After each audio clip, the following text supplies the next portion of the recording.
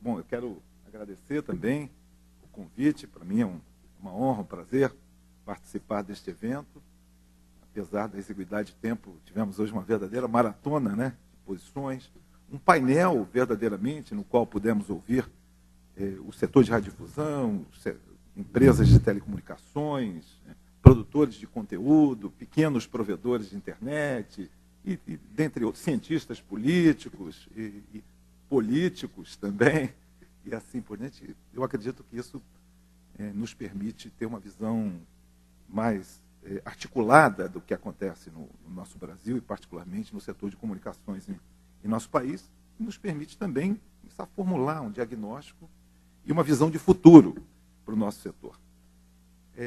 Bom, são 13 anos da LGT, 12 das privatizações.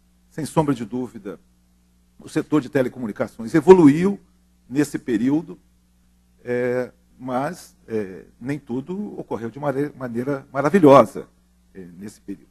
Todo o próprio desenho do setor, tal como foi formulado, separando o serviço local da longa distância, estabelecendo empresas espelho, enfim, foi totalmente modificado pela lógica econômica, pela própria evolução tecnológica, né? Esse ambiente de convergência tecnológica mudou completamente o desenho das empresas do setor. Houve um processo de concentração, um processo de consolidação, né? As operadoras de telefonia celular viraram empresas nacionais, hoje totalmente associadas praticamente aos grandes grupos que operam telecomunicações em nosso país. E essa é a nova realidade que veio para ficar e que, de alguma maneira, reproduz também aquilo que aconteceu nos Estados Unidos. O nosso modelo de telecomunicações, de alguma maneira, o desenho das outorgas, né, do plano de outorgas, foi muito inspirado naquilo que vimos lá nos Estados Unidos, né? E, efetivamente, neste momento, tanto lá quanto cá, pensa-se em empresas integradas, empresas mais verticalizadas, que operem de maneira integrada seus serviços. Não por acaso tratamos desse tema no PL 29. Né? Quero dizer que precisamos, em decorrência dessa nova realidade, da revolução tecnológica que está em curso, do que acontece no Brasil e no mundo, precisamos de um ambiente que estimule os investimentos no setor e uma ação pública regulatória. Para isso, eu penso que nós temos que recuperar a capacidade de planejar o nosso setor.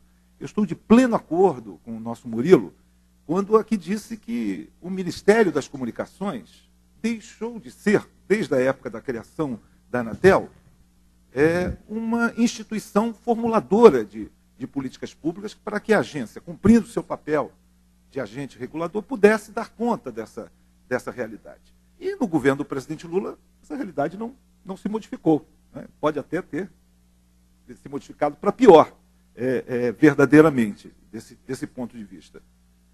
Nós precisamos de ter estudos, num mundo em permanente revolução tecnológica, nós precisamos de ter estudos permanentes de avaliação do que ocorre aqui, do que ocorre no mundo, e não temos o Ministério aparelhado para isso. Precisamos estar permanentemente revisitando nosso arcabouço institucional e as leis que vigem para o setor, de tal maneira que elas possam acompanhar a dinâmica tecnológica, a dinâmica dos serviços que se modificam com uma rapidez verdadeiramente extraordinária. Então, nós não temos hoje as instituições públicas preparadas para dar a resposta adequada no tempo adequado a essa nova realidade. No entanto, também ocorreram coisas muito importantes e significativas nesse período. Aqui o próprio Júlio Semeghini, nosso companheiro de Comissão de Ciência, Tecnologia, Comunicação e Informática, no seu discurso aqui na abertura, enfatizou esse aspecto, né? O papel da Comissão de Ciência e Tecnologia lá atrás, 1999, 2000, início do século, na discussão da segunda geração da telefonia móvel, foi extremamente importante ao participar do debate, que no fundo se confrontavam dois ambientes tecnológicos, o ambiente da GSM com o ambiente da CDMA, numa disputa feroz entre grupos econômicos, em que a comissão foi fundamental para que a agência decidisse pela linha do GSM, que se revelou uma decisão correta para nós. Por quê? Porque está alinhado com os padrões internacionais, com isso obtemos preços menores de infraestrutura, dos handsets, e isso foi um fator que possibilitou, né, que nós expandíssemos enormemente a telefonia celular no país. Mas não foi só isso. A própria licitação da terceira geração da telefonia celular foi muito importante para todos, porque numa discussão conosco, a agência formulou um modelo através do qual ela abriu mão de parte significativa do bônus das outorgas, da venda de espectro, para devolver à sociedade na forma de melhor cobertura da telefonia celular no país. Hoje nós temos praticamente, eu acredito que se houver alguma cidade ainda sem cobertura, devem ser poucas, e até o final do ano isso deverá estar correto, mas eu acredito que todas as cidades brasileiras, neste momento, têm telefonia celular em nosso país, e expandimos bastante também a oferta de serviços de terceira geração. A própria troca de obrigações do PST, o backhaul e banda largas nas nossas escolas, teve um protagonismo importante de nossa comissão. E, finalmente, agora nós fomos protagonistas também na definição da polêmica agora do 2,5 GB entre o pessoal do MMDS e os operadores do serviço móvel pessoal, defendendo a necessidade de um alinhamento, tal como defendemos lá no passado, com os padrões internacionais, para que a gente possa ampliar a oferta de serviços móveis também na quarta geração à nossa população. Mas o que fazer agora?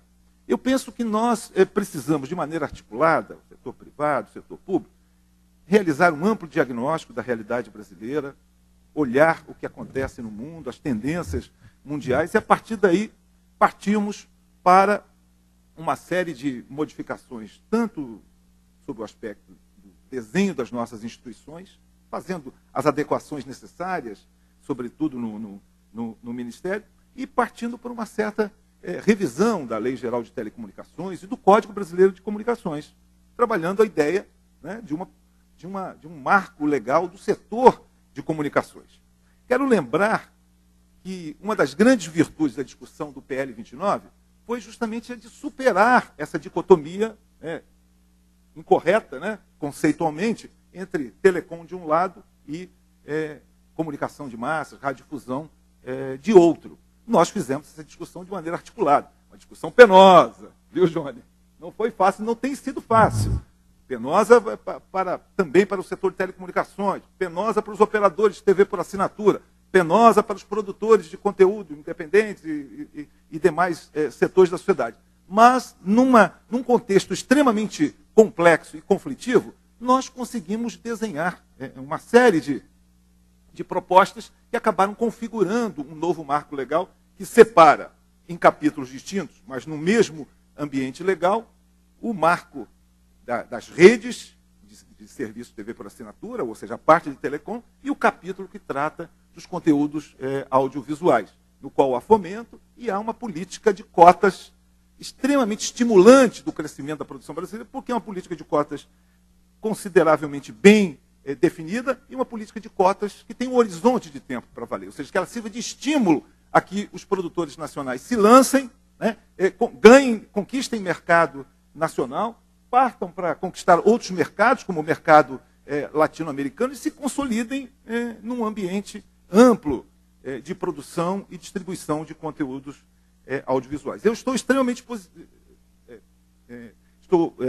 bastante otimista quanto às possibilidades que nós finalmente venhamos a aprovar essa matéria ainda este ano, como é o desejo, eu acredito hoje, da maioria dos atores desse processo, para que a gente possa ter um novo marco legal.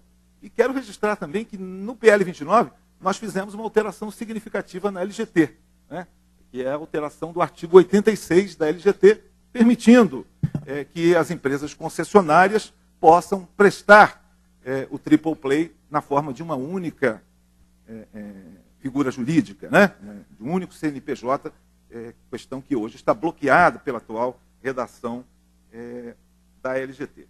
Então, para que eu não me alongue mais, eu gostaria apenas de dizer que nós precisamos, dentro desse estudo e desse planejamento, e com uma série de linhas de ação estudar e planejar o espectro de frequências em nosso país. Nós temos a questão das frequências que serão devolvidas com o fim da radiodifusão analógica no país, o que fazer com essas frequências que são extremamente importantes. Nós temos aí os 400 MHz que a agência já está discutindo, e uma série de outros aspectos extremamente relevantes a serem discutidos no nosso espectro de frequência, que se torna cada vez mais importante diante da relevância da mobilidade, enfim, para a vida dos serviços de telecomunicações e de prestação de oferta de conteúdos cada vez mais personalizados, que implicam em dispor de espectro de frequência amplo para a oferta desses novos serviços.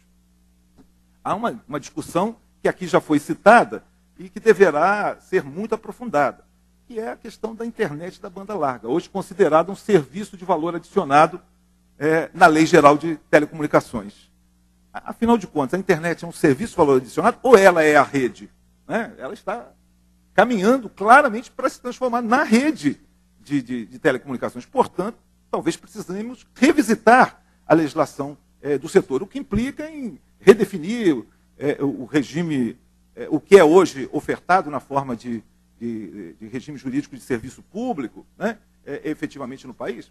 Enfim, essa é uma discussão que precisa ser muito aprofundada, tratada de uma maneira mais ampla, olhando, né, para o equilíbrio econômico-financeiro de todos os contratos, sem que se deseje rasgar qualquer tipo de contrato existente no país, mas com uma visão prospectiva, que estimule a realização de novos investimentos.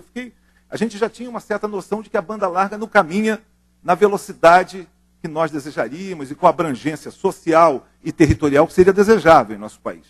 Mas hoje, com uma série de dados que nos foram apresentados aqui, fiquei mais preocupado ainda e precisamos agir com muito rigor e com muita vontade de estimularmos os investimentos na área. O Plano Nacional de Banda Larga do governo, inicialmente focalizado na operação da rede da Eletronet e na oferta de infraestrutura para os pequenos provedores, tem que ser casado, evidentemente, com uma discussão e com um desenho claro do papel dos demais agentes privados, tanto na oferta de infraestrutura básica, quanto na oferta de serviços finais. Temos que almejar, sim, aqui já se disse, imaginar-se um plano de 10 anos ou mais, que possa, lá na frente, levar nos domicílios de todos os brasileiros velocidades cada vez maiores, no sentido de que se possa dispor dessa maravilhosa oferta de serviços que já começa a ser desenhada e que já é absolutamente praticada, visível ao nu e praticada em muitos países do mundo. Quer dizer, já é perfeitamente possível que nós desenhemos algo que estimule, sim, a oferta de serviços em ultra larga velocidade, né? Efetivamente para todos. Trabalhar imaginar-se que daqui a alguns anos possamos ter uma oferta ampla de serviço na faixa dos 100 megabits por segundo e coisas desse tipo, é algo que deve ser combinado, evidentemente, com os serviços móveis, deve ser combinado com a maximização da utilização das redes existentes na forma do ADSL e tantas outras possibilidades que estão aí à nossa disposição.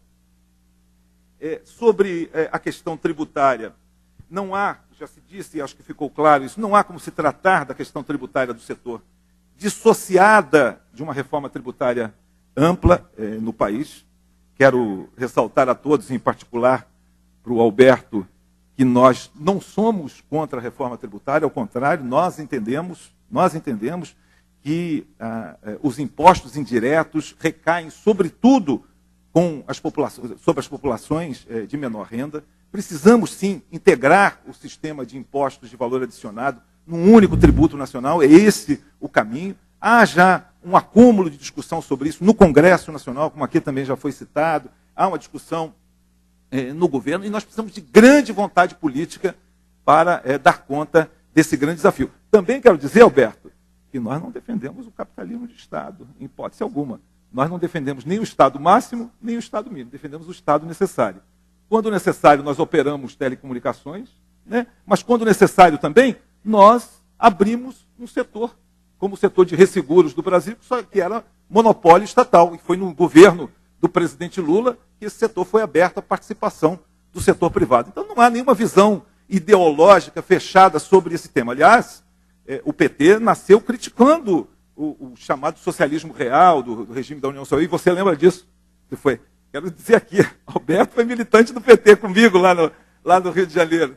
Seu passado lhe condena. Vitar, por favor, conclusão. Bom, e por fim, encerrando mesmo, quero dizer que nós precisamos, sim, aproveitar essa nova avalanche de investimentos que deverão vir nos próximos anos. Aqui se falou, e eu referendo, coisas para os próximos 10 anos, da ordem de 150, 200 bilhões de reais de investimentos, para fazer mais política industrial e tecnológica. Graciosa delineou aqui uma série de oportunidades, outros tocaram nesse assunto, e é preciso uma grande vontade política. Não no sentido de que nós queiramos desenvolver todas as tecnologias e todos os produtos no Brasil, mas podemos identificar claramente nichos que representam grandes oportunidades para o Brasil ingressar nessa área e reduzir dramaticamente, né, o nosso desequilíbrio na balança comercial, que se torna cada vez mais grave. O Brasil não pode ser apenas um exportador de produtos primários. Temos sim que, para que o nosso novo papel na América do Sul, no mundo, se torne cada vez mais sólido, ingressar também no setor de altas tecnologias, e o setor de telecomunicações representa uma grande oportunidade para isso. Muito obrigado a todos.